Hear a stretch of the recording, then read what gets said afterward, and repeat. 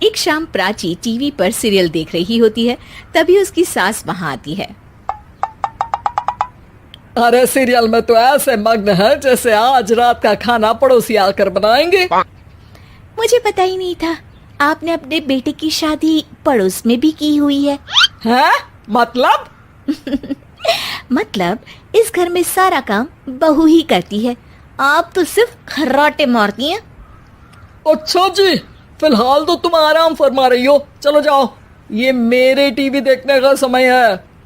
आहा, इसीलिए मुझे भगाया जा रहा है। सॉरी, अब तो बिल्कुल नहीं जाऊंगी। प्राची की इस बात पर दोनों सास बहू के बीच टीवी रिमोट के पीछे बच्चों जैसे छीना झपटी शुरू हो जाती है, जिसके बीच श्लोक भी काम से घर वापस आ जाता है। आज मेरी चूहे बिल्ली की जोड़ी किस बात पर झगड़ रही है? अरे तेरे बीवी मुझे टीवी ही नहीं देखने दे रही। अरे तुम्हारी मम्मी मुझे खाना बनाने के लिए फोर्स कर रही है। अरे वाह, ऐसे बेतुके रीजन पर तो बच्चे भी झगड़ा नहीं करते। अरे मुझे कुछ मत बोल, सब इसने ही शुरू किया है। हाँ हाँ, जैसे आपके बहुत दूध की धूली है ना। अरे बस, दोनों चुप। प्राची जाओ, खाने की तैयारी करो। और माँ तुम छोड़ो, तुम्हें क्या बोलूं, शांति से अपना सीरियल देखो, मुझे दोबारा लड़ने की आवाज सुनाई नहीं देनी चाहिए। ऐसा बोलकर श्लोक वहां से चला जाता है, जिसके पीछे पीछे प्राची भी कुछ न कुछ बड़बड़ाते हुए रसोई में चली जाती है।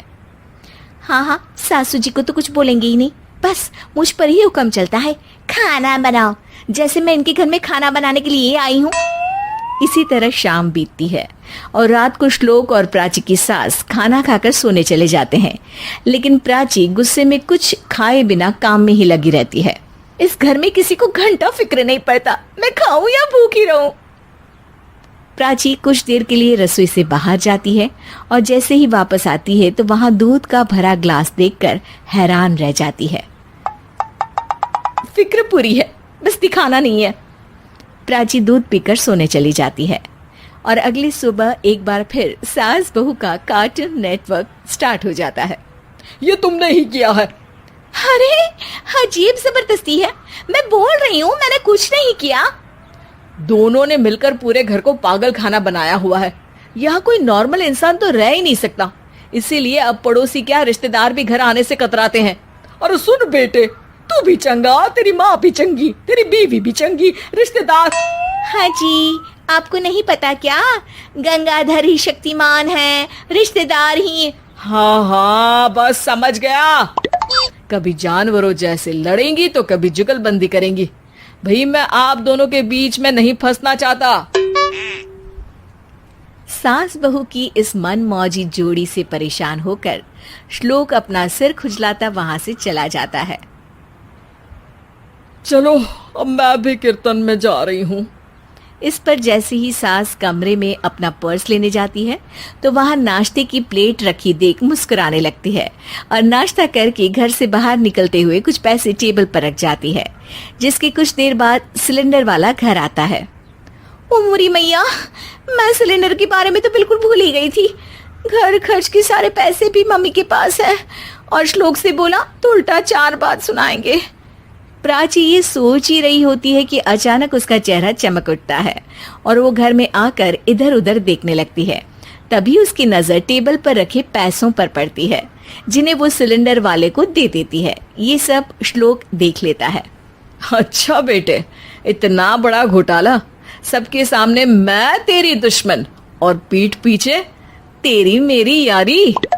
इस पर श्लोक एक प्लान बनाता है और शाम को सब एक साथ बैठे होने पर बोलने लगता है। माँ, तुम दोनों की बहुत लड़ाई होती है, इसलिए मैं सोच रहा हूँ कि प्राची को उसके घर छोड़ाऊं, इससे वो भी खुश रहेगी और तुम भी। अचानक श्लोक की ये बात सुनकर सास बहू शौक से उसकी तरफ देखती हैं। अरे ऐसे कैसे घर छोड़ाओगे, मुझे कहीं नहीं जाना। अरे तुमने बोला नहीं पर मैंने सुन लिया, तुम्हें मम्मी के साथ रहना अच्छा नहीं लगता, मुझे पता है। अरे वो, अरे जब बहू खुद कुछ काम बोले तो वो तुझे सुनता नहीं, और अब जो इसने बोला ही नहीं वो तू समझ गया। जब उसे नहीं जाना तो फिर जबरदस्ती क्यों कर रहा है?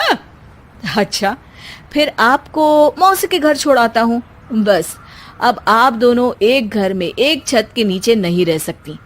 मैं इस टॉम एंड जेरी की जोड़ी को और नहीं झेल सकता। है?